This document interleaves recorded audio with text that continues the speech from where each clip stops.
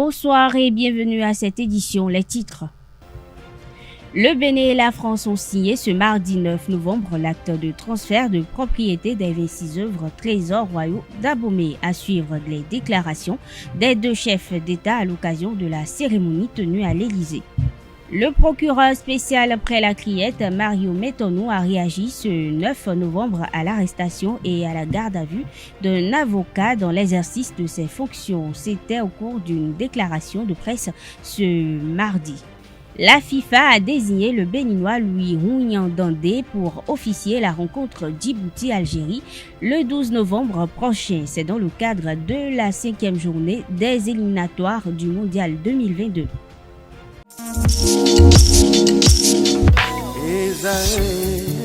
Étudiantes, étudiants, parents d'élèves, nouveaux bacheliers, vous recherchez une école adéquate de formation professionnelle et pratique pour vos études supérieures? Une seule référence, ESAE. ESAE vous offre des demi-bourses et réductions dans toutes ces filières. Waouh!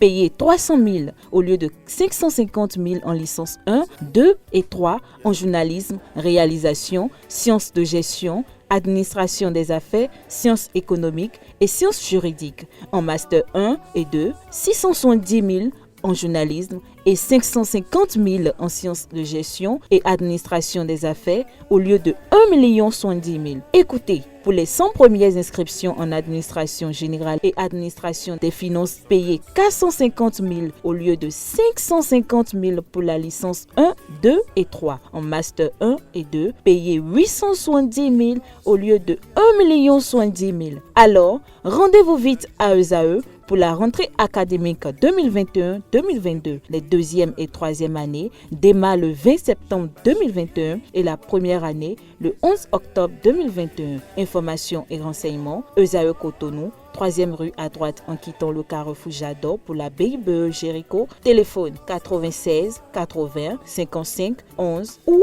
98 98 14 00 ou encore 90 93 65 21.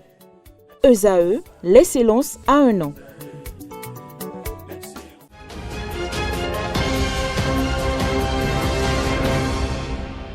Le Bénin et la France ont signé ce mardi 9 novembre 2021 l'acte de transfert de propriété des 26 œuvres royaux pillées pendant la période coloniale au Dahomey. La cérémonie a été présidée par le président béninois Patrice Talon et son homologue français Emmanuel Macron à l'Élysée. L'acte a été signé par Jean-Michel Hervé Abimbola et Roselyne Bachelot, ministre de la Culture des deux pays. Je vous invite à suivre les propos tenus par le chef de l'État Patrice Talon lors du point de presse conjoint avec le président Emmanuel Macron.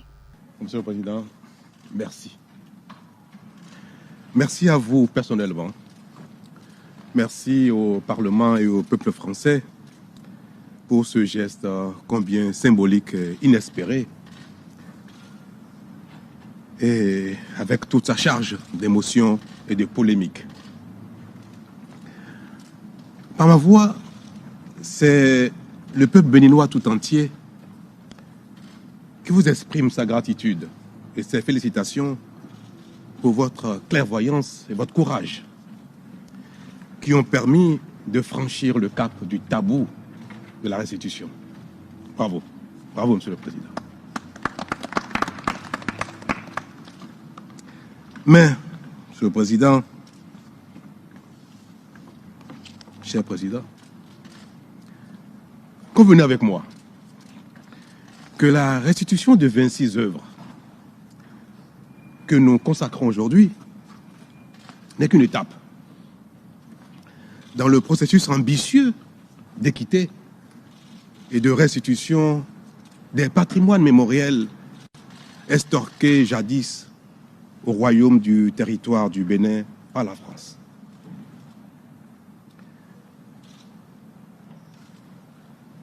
Monsieur le Président, il est regrettable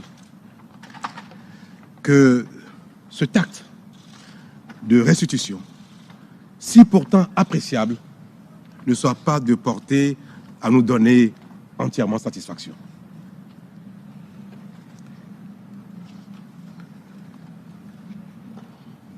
En effet, Comment voulez-vous qu'à mon départ d'ici, avec les 26 œuvres, mon enthousiasme soit total, pendant que le Dieu Goût, œuvre emblématique, représentant le dieu des métaux et de la forge, la tablette du Fa, œuvre mythique de divination du célèbre devin Guédégbé et beaucoup d'autres, continuent d'être détenus ici en France, aux grandes dames de leur ayant droit.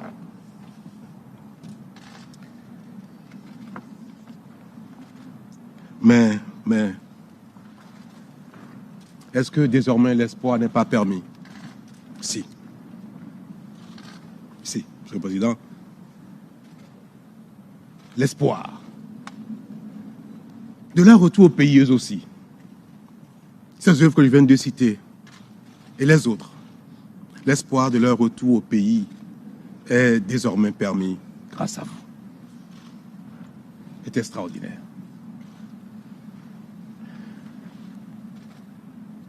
Pourquoi n'allons-nous pas nous congratuler, franchement,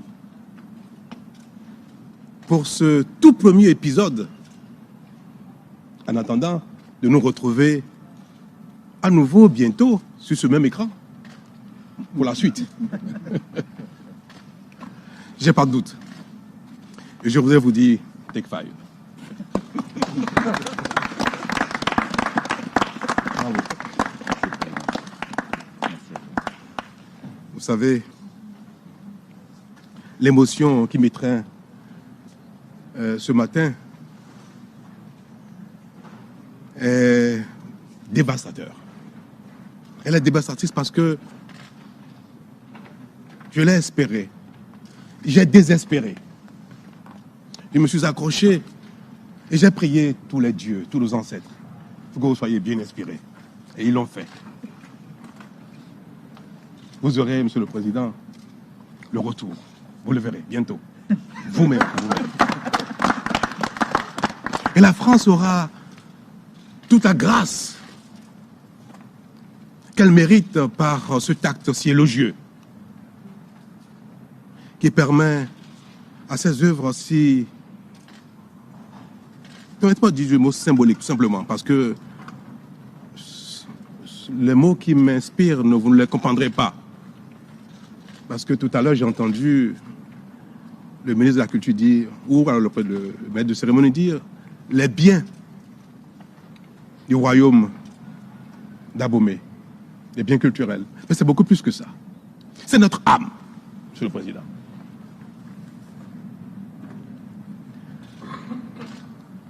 Je voudrais donc par ce remerciement vous dire combien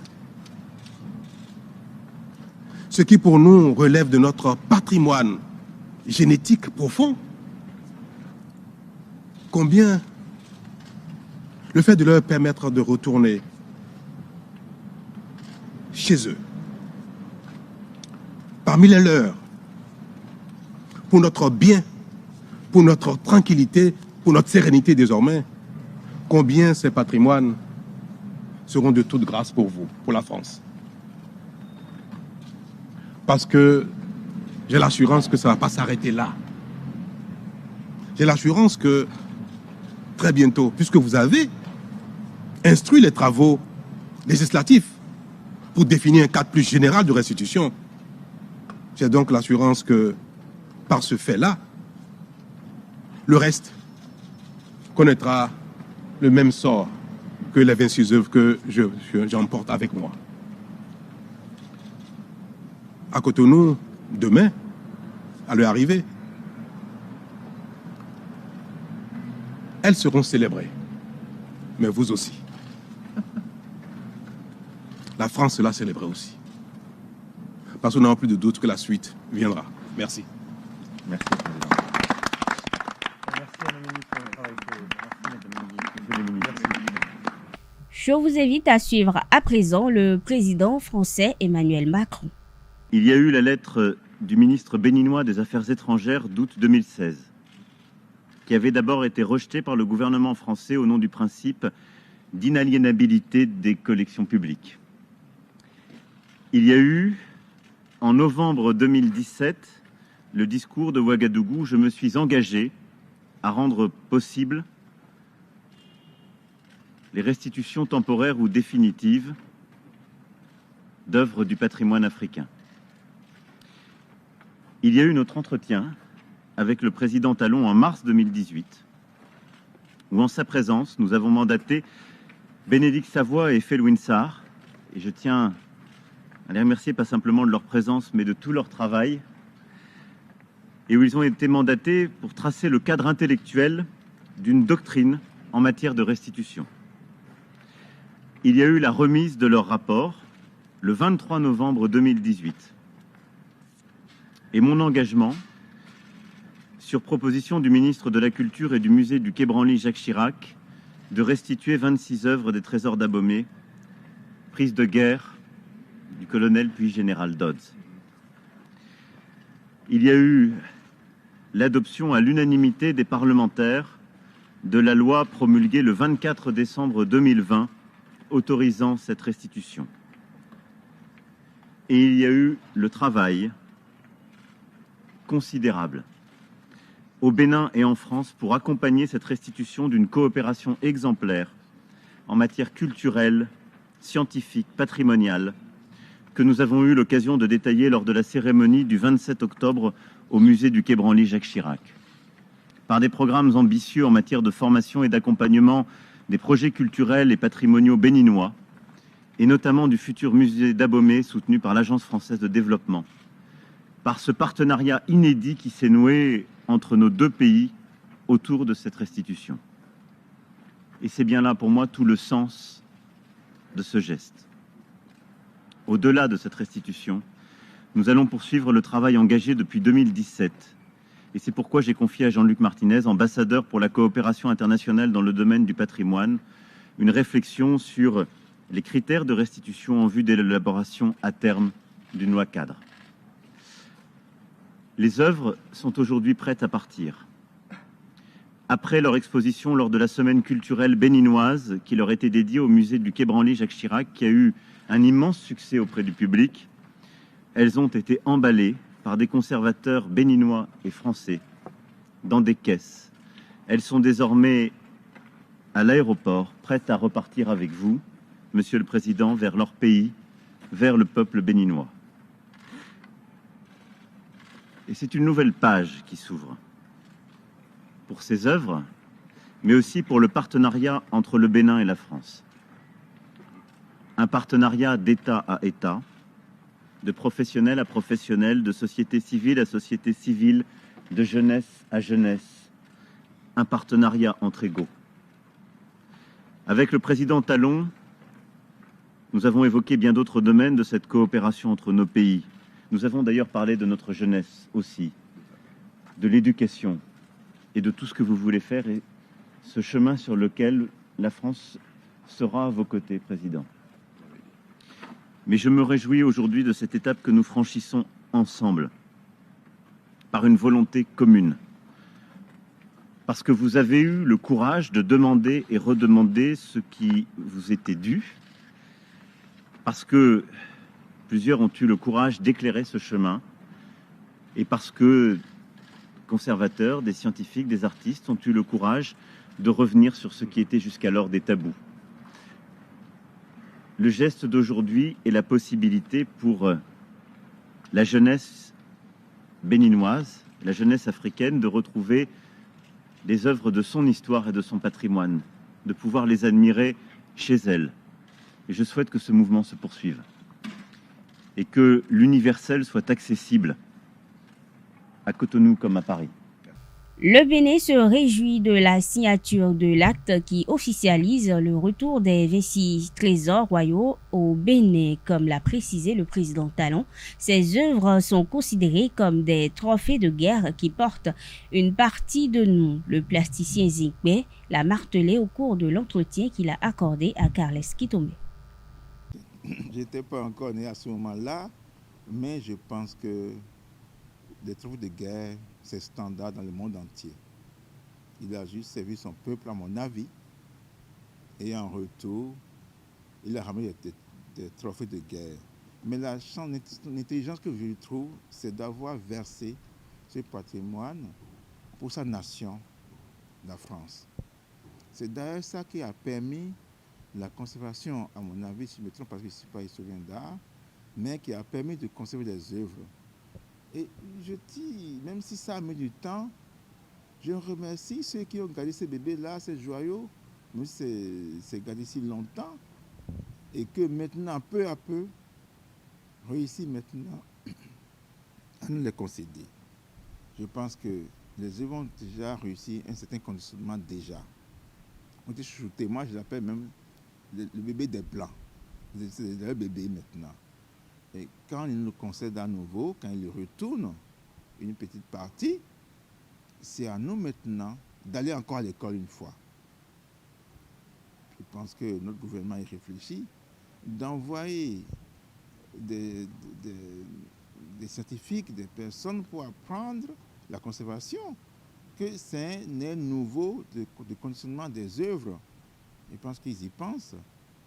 Et c'est très important parce que les œuvres ne nous appartiennent plus trop. Même si ça vient sur le sol béninois, si on aspire au tourisme pour son développement, il faudrait qu'on réussisse aussi à mettre les œuvres en valeur d'une manière standard aussi. Et pourquoi ne pas, c'est ce qu'on essaie de faire au Bénin, d'avoir les mêmes normes de conservation, de noblesse, de célébrité pour apprécier nos joyaux. Donc, ce n'est pas honteux, au contraire. Nous sommes en plein temps de développement.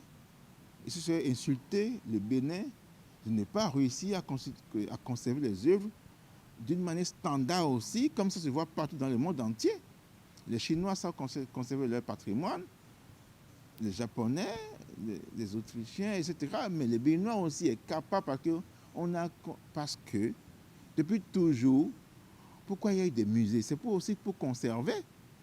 Kétou, ou Porte-Novo, Ouida, ça, Abomey, ce n'est pas les Européens qui nous ont appris à construire des musées sur ce qui se fait dans le monde entier. Donc c'est évident qu'on est à l'école. Et qu'on est à l'école pour... Bon, bien sûr, il y a des scientifiques et des gens, mais sur la pratique, nous devons être au même niveau, pourquoi pas plus, pour avoir un rayonnement muséal, de conservation également. Nous savons que nous avons une grande université d'Abomey qui forme des étudiants. Il est temps qu'on envoie nos scientifiques, nos étudiants qui sont dans cette discipline-là, d'aller se forger, communément on appelle ça renforcement des capacités, pour défendre nos vestiges. Dominique Zinkpe continue et précise que le conditionnement de ces œuvres ne saurait poser de problème étant donné qu'il s'agit de leur milieu d'origine. Pas que. Il y a des volontés de pillage et des stratégies d'achat pas très nobles.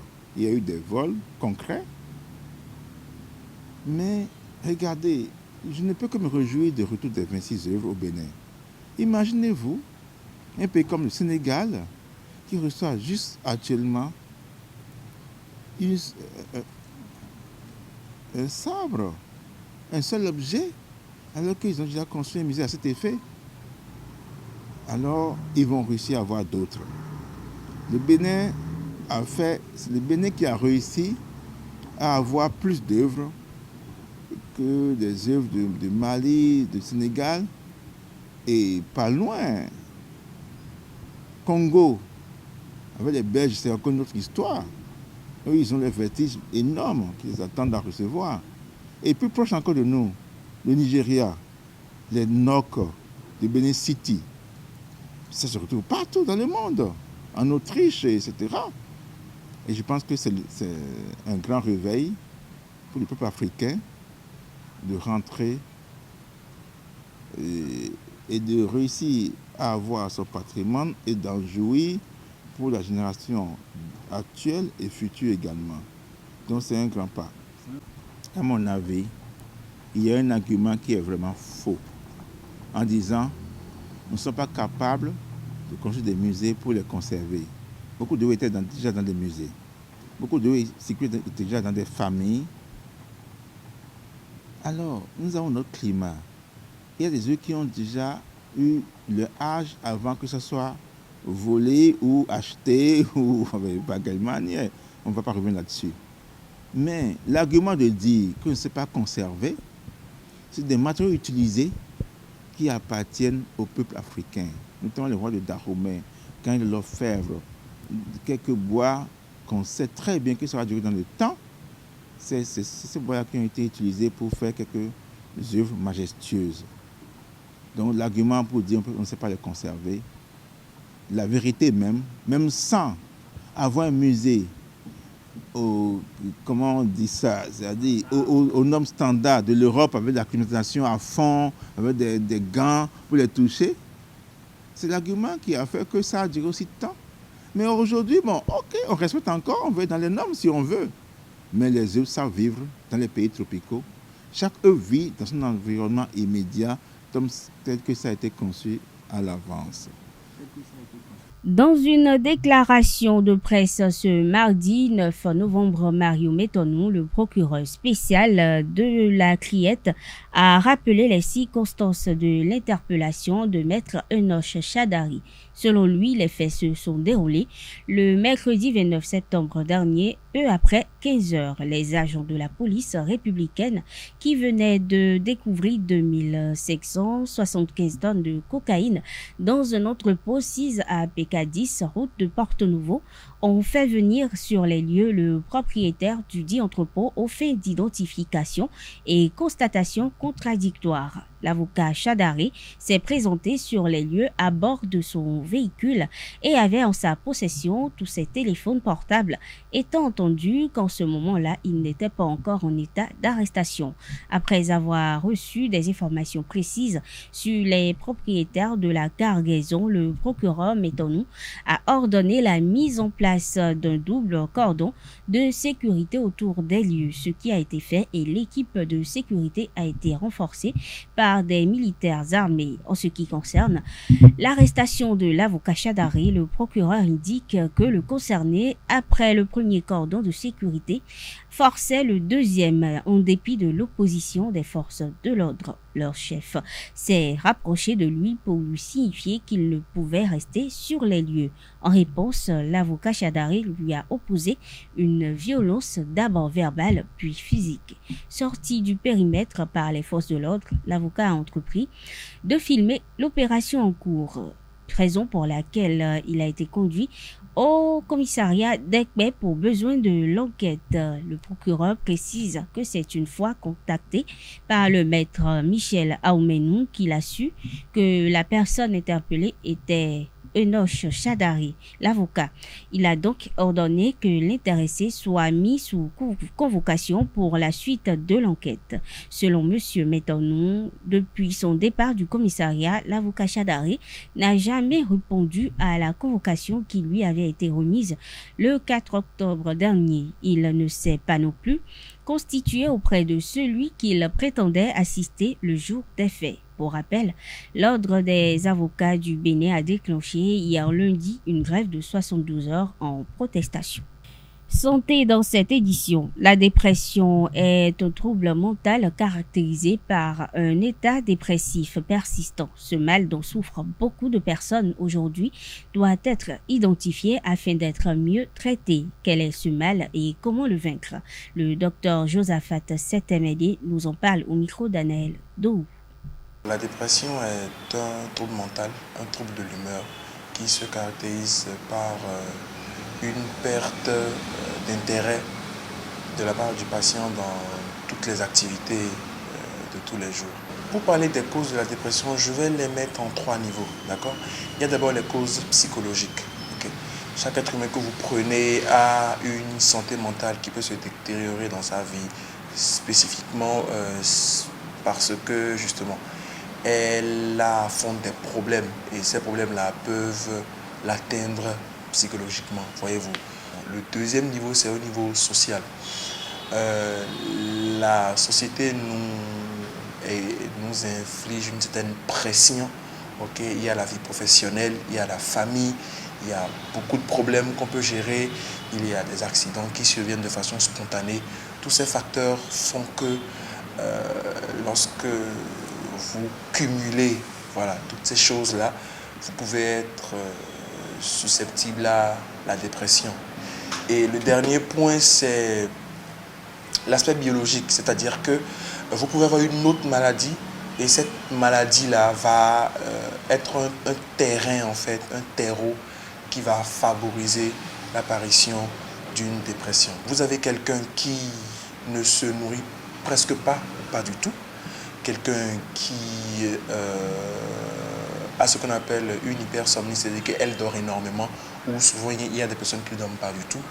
Ok, vous avez quelqu'un qui est calme, un peu trop calme, triste, un peu, en fait, très triste en fait, voyez-vous, quelqu'un qui est replié sur lui-même, d'accord, quelqu'un qui a du mal à se concentrer dans ses activités, c'est ça le problème, c'est quelqu'un qui est dépressif et quelqu'un qui n'arrive pas à produire. La dépression est une maladie en elle-même où elle est le symptôme de notre trouble mental, voyez-vous.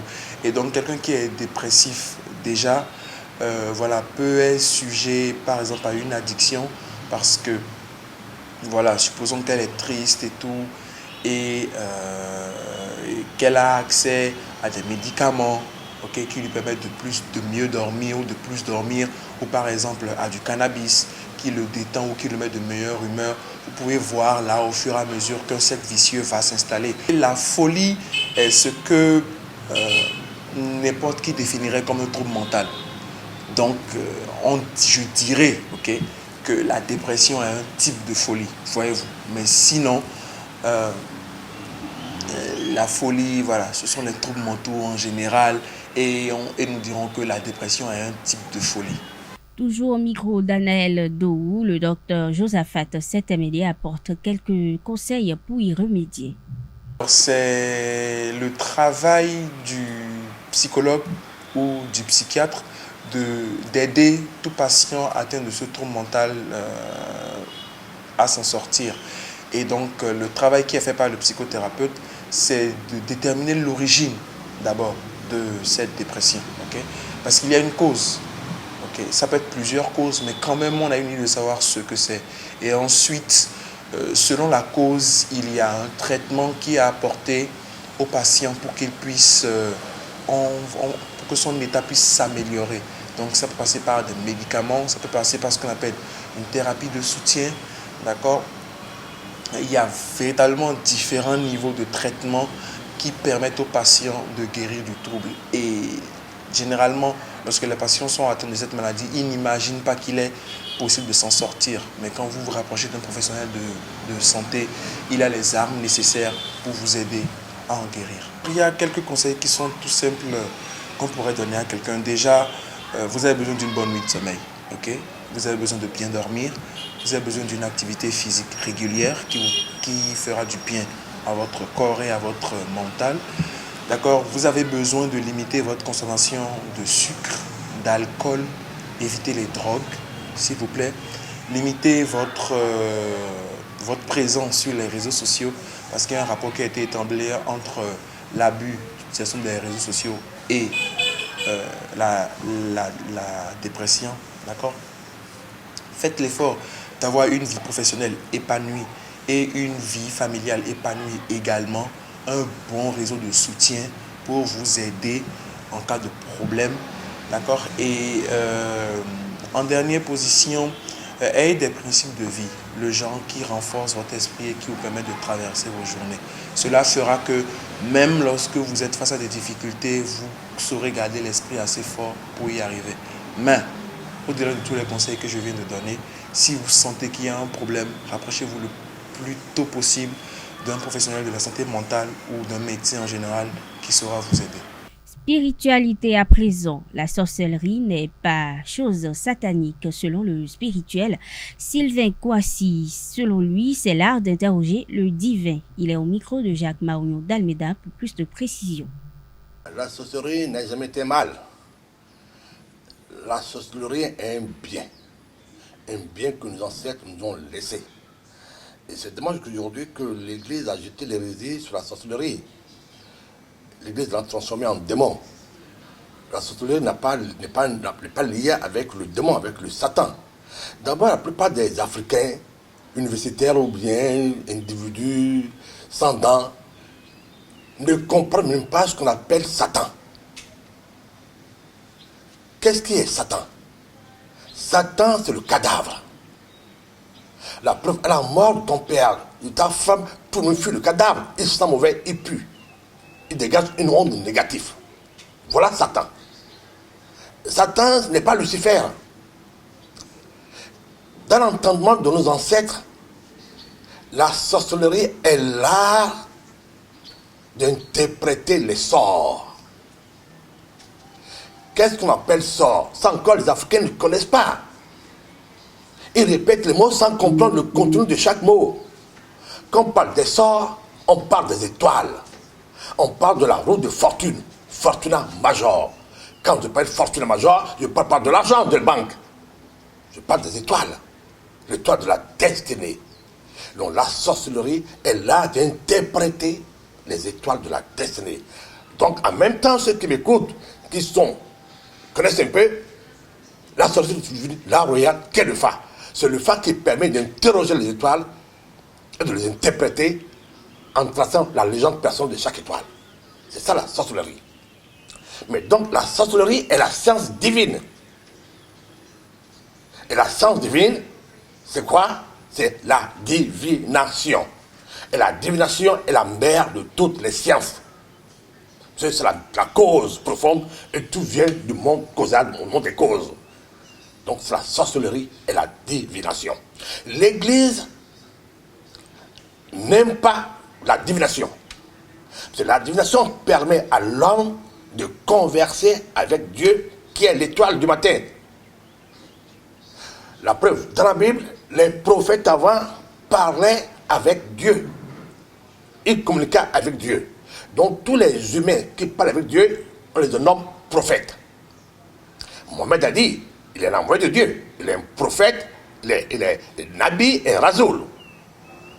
Dans la Bible, nous avons plein de prophètes, Jérémie, Moïse, même c'est un prophète qui parle avec Dieu au mont Sinaï.